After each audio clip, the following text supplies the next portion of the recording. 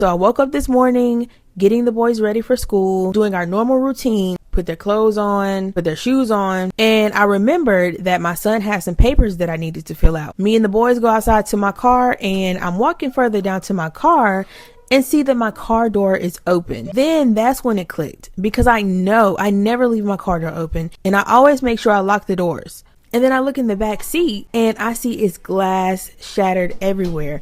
And I think the same time I seen the glass shattered, the same time that the boys seen the glass was shattered. They start saying, "No, mommy, the glass is broken." My thoughts after that was to just go back in the house immediately, because there's no telling who did this to my car. People are crazy. Like, it may be somebody who doesn't like me, somebody who just did it. Like, I didn't know what was going on. And I didn't want my kids or me to be out there and somebody comes back around and sees me out there and try to do something to me and my kids. My kids have no sense of urgency, no sense of emergency. So I'm like, yeah, let's go ahead and get in the house, and then I'll figure out my next steps from there. So then I call my mom and I let her know somebody broke into my car, and we call the police. The police come. After the police leave, I go to my mom's house for a while, and then I have to come back to my apartment. So by that time, my landlord was there, and I let her know, and she's like, yeah, she heard about what happened, and it was somebody else's car here that got broken into,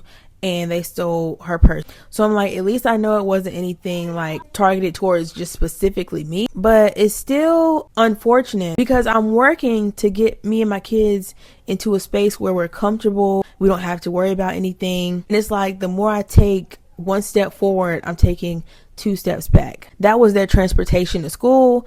That was my transportation to work. And now it's gone. And I honestly don't know what I'm going to do. But if anybody would like to contribute, I'm going to leave my cash tag. Nobody's obligated to help. Nobody has to help, but any kind of help, even if it's $1 to contribute to us getting transportation, is honestly appreciated. But until I figure things out, I'm going to stay in good spirits. I'm not going to let this stop me. I'm not going to let this break me. I have to keep going for my kids. Besides that happening, I hope everybody's having a great Wednesday. I will see y'all in the next video.